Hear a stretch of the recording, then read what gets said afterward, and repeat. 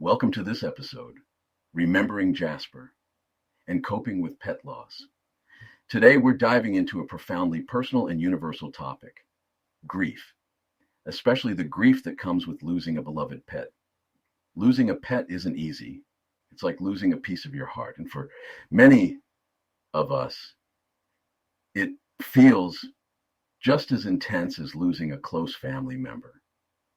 I know this from personal experience, and it's something that unfortunately too many of us share.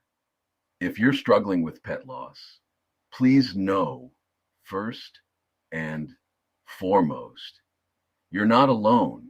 There are others who understand, who've walked the same painful path, and who are here to offer you comfort and support. That was the reason behind MyDogDied.com, a place where stories, understanding, and healing come together. Today, I want to share one of those stories with you. A story of love, loss, and ultimately, the strength to find healing.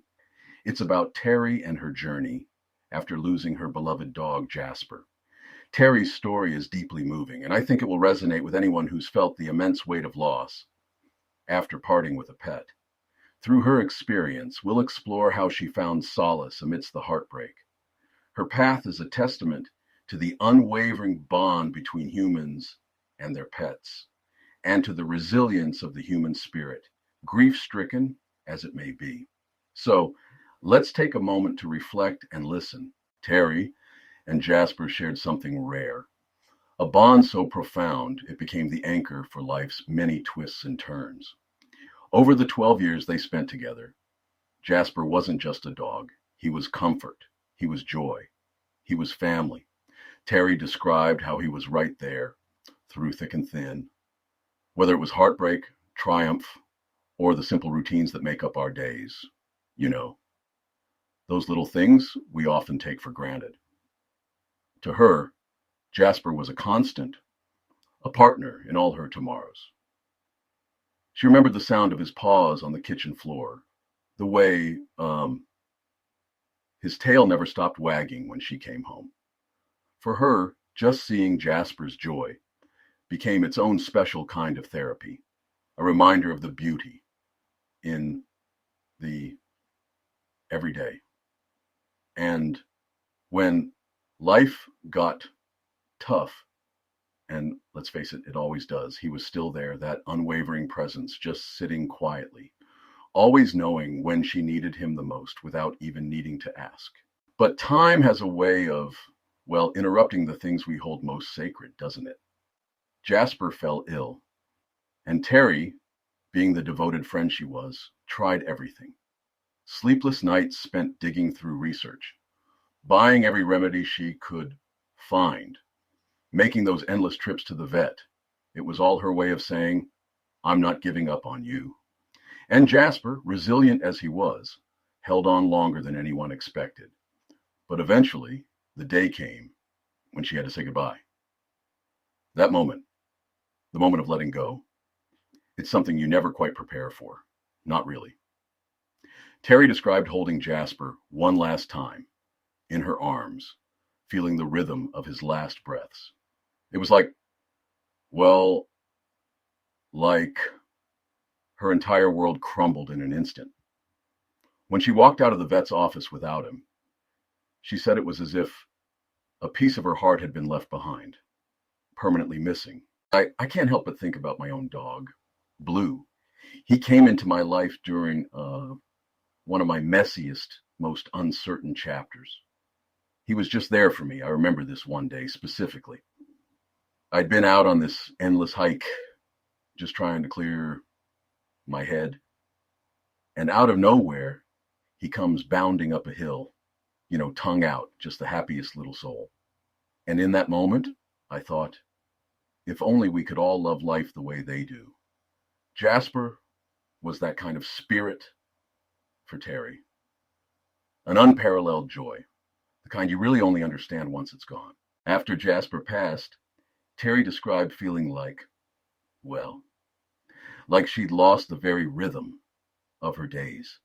Waking up in the morning, she'd instinctively listen for the sound of his paws, that familiar whine that meant Hey, it's breakfast time.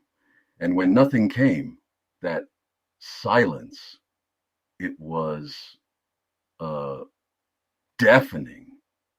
The simple routines that once filled her life with joy now felt honestly like hollow reminders of all she'd lost. She avoided coming home altogether because, I mean, how do you face an empty space that still feels so full of their presence? Jasper's favorite blanket still carried his scent, and sometimes she'd catch herself sinking into the couch, clutching it like a lifeline. It's moments like that where grief kind of sneaks up on you, doesn't it? You're okay one second, and then suddenly, bam, you're undone by a memory or a trace of them you didn't even realize was still there. Terry said that during those first few weeks, it was like she was living in this fog. Simple things like making coffee or answering a friend's text felt almost impossible. And, oh, the people around her, they tried. They said things like, you can always get another dog, not realizing how hurtful, how isolating that can feel. To her, Jasper wasn't just a dog, he was family. He was her heart, her entire world. One night, in total desperation, Terry found herself at her computer, typing out a question I think so many of us have asked in grief. How do you cope when your dog dies? That's how she stumbled upon mydogdied.com, a space where, for the first time, she felt truly seen. It wasn't just another site, it was a place where the rawness of her pain was reflected back at her in the stories of others. She wasn't alone, and maybe more importantly, she didn't have to feel ashamed of the depth of her sadness. Still, reaching out for help wasn't easy.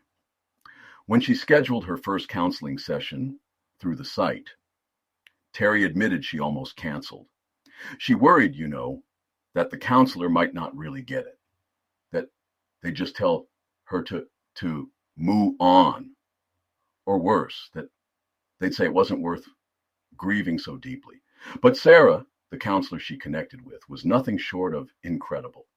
Sarah listened, really listened. She acknowledged that losing Jasper wasn't just a pet passing away. It was the loss of a family member, a source of unconditional love.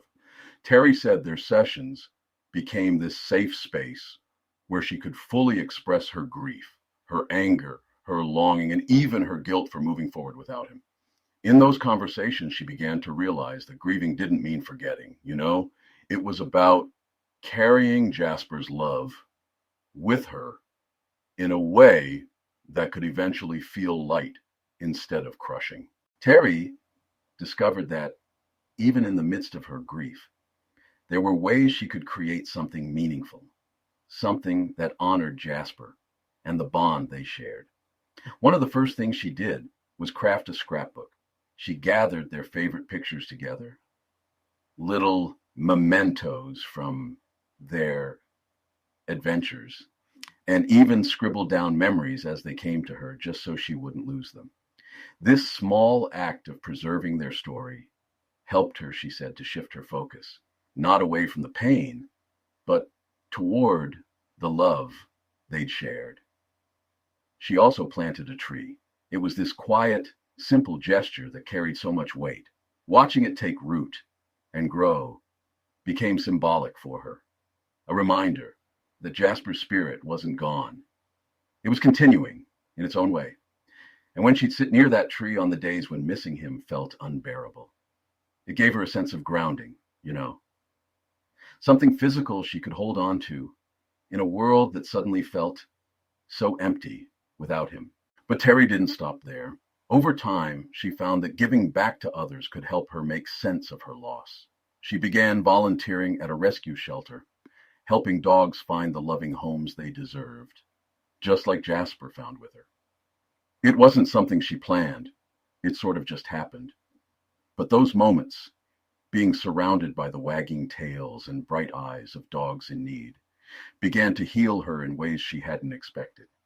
To her, it felt like she was channeling the love she still carried for Jasper into something that gave life, hope. What strikes me most about Terry's journey is how she was able to, well, eventually find joy again, not by letting go or forgetting Jasper, but by actively celebrating him. Grief, she realized, doesn't have to be this endless, crushing weight. It can be transformed, turned into something that actually adds to your life instead of taking away. And sometimes the most beautiful parts of healing come when we learn to celebrate the love we've lost, rather than only feeling its absence. As we close this episode, I want to take a moment to reflect on something truly remarkable. The love we share with our pets isn't bound by time or space, is it? It lingers, shaping who we are long after they're gone.